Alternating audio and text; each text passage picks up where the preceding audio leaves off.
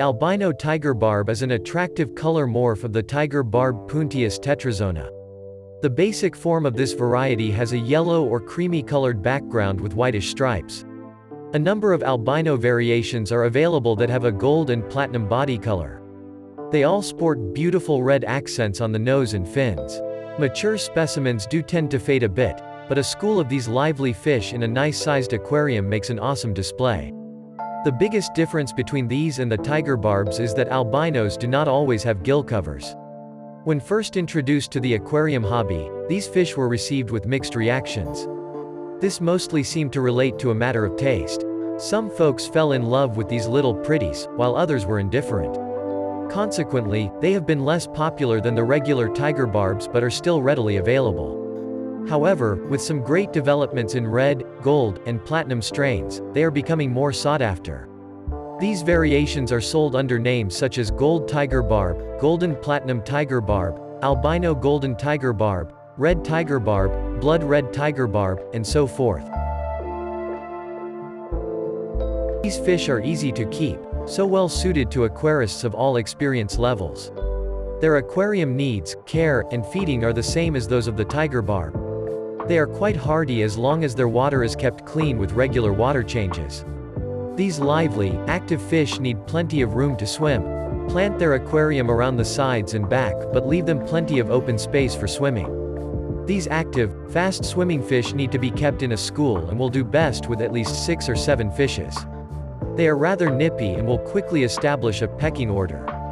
Their nipping tendency seems to be demonstrated most when they are kept individually or in a smaller group. In a larger school, they are too busy chasing each other to bother with other tankmates. Still, they should not be kept with slow-swimming or long-finned fishes such as gouramis and angelfish, but will do very well in a community tank with other active species. Kept singly, they can become aggressive. For a very attractive effect in your aquarium, try a mixed school by combining the pretty albino barbs with some regular tiger barbs. This provides a nice contrast of swift-moving, darting color. You can add other varieties as well, including the longfin tiger barb, which was developed for longer finnage, and the green tiger barb.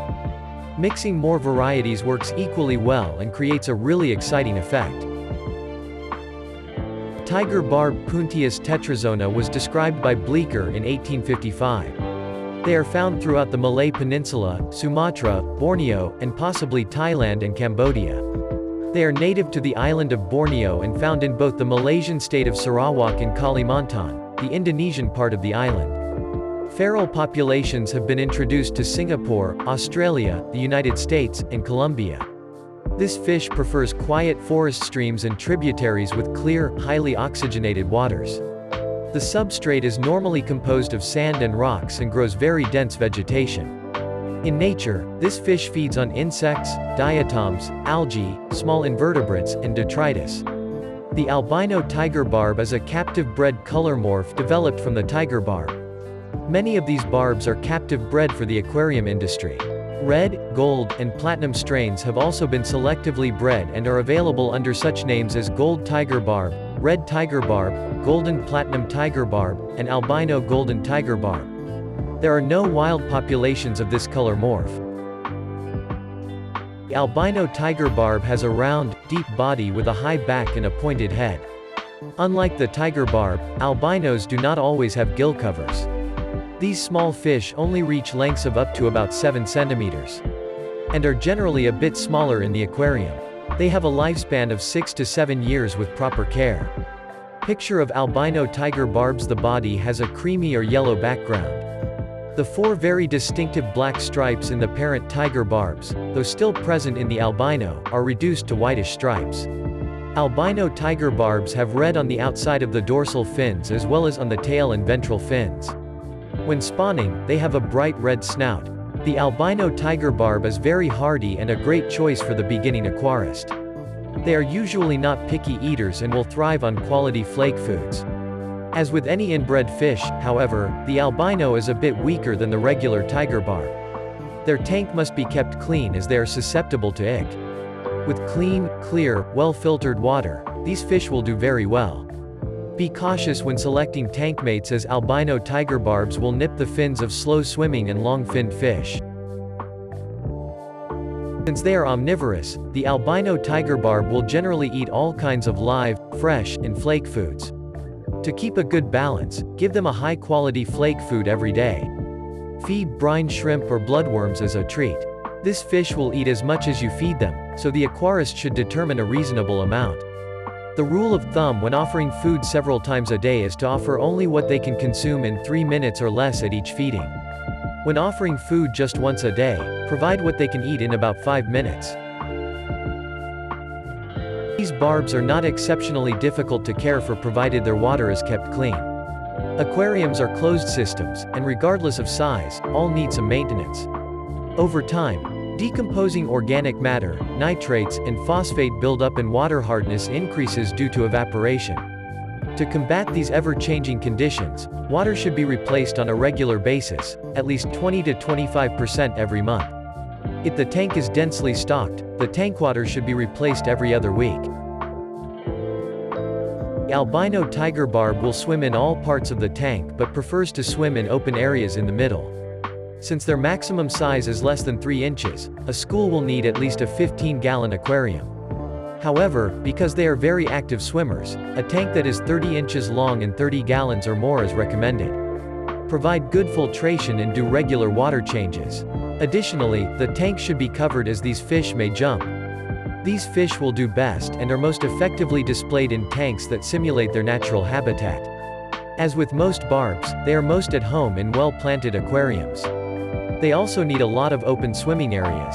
A well-planted, sandy substrate and bogwood will echo their native habitat. An efficient filter and good water movement are needed for the male fishes to develop their coloration. The female is heavier, especially during spawning season. The males are more brightly colored and smaller. During spawning, males will develop a very red nose. The albino tiger barb is developed from the tiger barb, which is moderately easy to breed, and raising the fry is relatively simple.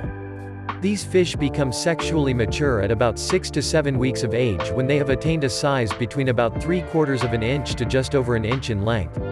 Select breeding pairs from the school that have excellent markings and strong color. These fish are egg layers that scatter their eggs rather than having a specific breeding site. The eggs are adhesive and will fall to the substrate. These fish can spawn in a 20-gallon breeding tank, which can be set up with a sponge filter, a heater, and some plants. Marbles used as substrate will help protect the eggs. The water should be a medium hardness of 10 degrees DGH, slightly acidic with a pH of about 6.5, and a temperature between 74 to 79 degrees Fahrenheit.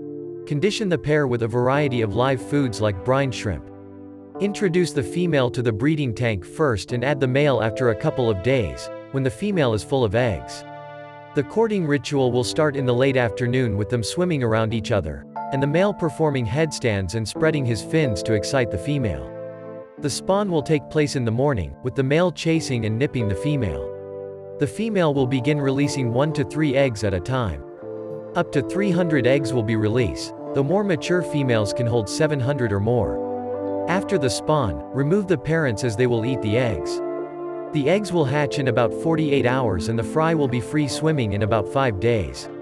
The free swimming fry can be fed infusoria, a liquid fry food, or newly hatched baby brine at least 3 times a day. Pay close attention when feeding, as foods if uneaten can quickly foul the water. The fry will require clean water to survive. Albino tiger barbs are hardy, and disease is not usually a problem in a well-maintained aquarium. They are susceptible to ick if good water quality is not provided. Anything you add to your tank can introduce disease. Not only other fish but plants, substrate, and decorations can harbor bacteria. Take great care and make sure to properly clean or quarantine anything that you add to an established tank so as not to upset the balance. A good thing about these barbs is that due to their resilience, an outbreak of disease can often be limited to just 1 or a few fishes if dealt with at an early stage. The best way to proactively prevent disease is to give your barb the proper environment and a well-balanced diet. The more closely their environment resembles their natural habitat, the less stress the fish will have, making them healthier and happier. A stressed fish is more likely to acquire disease. These fish are very resilient, but fish keepers should still read up on common tank diseases. Knowing the signs and catching and treating them early makes a huge difference.